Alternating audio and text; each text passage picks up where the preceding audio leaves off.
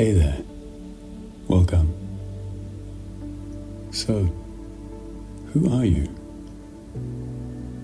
Let me begin with a quick story. In around the year 2001, I bought a guided meditation called Healing Sand by Brandon Bays on a cassette which I would pop into my little Iowa cassette player and listen to as my first baby steps into the practice of meditation.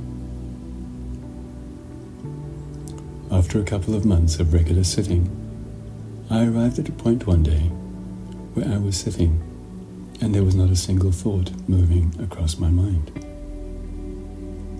A revelation occurred. There I was, fully alert and awake, without a single thought present. I was not thinking, yet I was still there. My mind had stopped, and I still existed. It was such a revelation to have the experience that I was not my mind.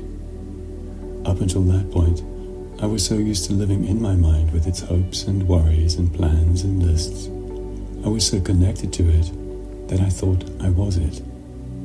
The revelation that I was not it was a bit of a shock, but also a relief to see that I was actually none of that craziness. That was the first taste of freedom. Thus began the journey to find who this one was that was not the mind, but actually watched the mind run. The fully enlightened sage Ramana Maharshi says, "Go back the way you came." It turns out going back happens when you stop focusing on the activity of your mind. Like when you take your attention away from your smartphone and look up, you once again see that you're in the coffee shop. All it takes to see where you are and remember who you are is to put down what distracts you. And at the moment your mind has your complete attention. So when we learn how to sit in mental silence and let go, we may notice that we're detaching from the ideas we have of ourselves and our world. And as those ideas are dropped, the experience of ourself becomes more and more subtle. The sage Muji says, "Yourself has no portrait." As we sit in silence without the ideas of who we think we are grabbing our attention and drawing us into a story, we recede into the consciousness which itself has no self-portrait, a formless creative presence. So the recognition occurs that we are not the idea we have of ourselves, but rather the one entertaining the idea. We are not the dream, but the dreamer. This experience of the formless self now reflects what the Bible says, where God made us in the image of itself. We are the extension of God, and God is not a body sitting on a throne made of clouds.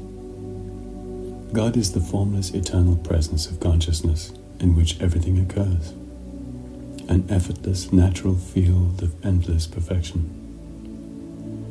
This effortless perfection is radiant, like a sun shining forth, and as it radiates, it extends. This is what we are, the radiant extension of God consciousness, a sunbeam shining forth from the sun, as it were. It is this sunbeam which extends God. This is the Son of God, and this is the light in all of our souls. You are literally God shining. When each point of consciousness makes the choice to put down the ideas it is absorbed by, and the basket of the mind which holds all these ideas, it sees itself again. And that self is nothing like the idea of itself it was caught up in.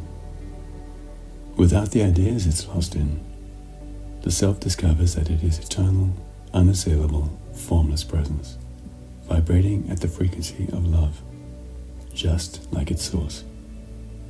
Welcome to your true self.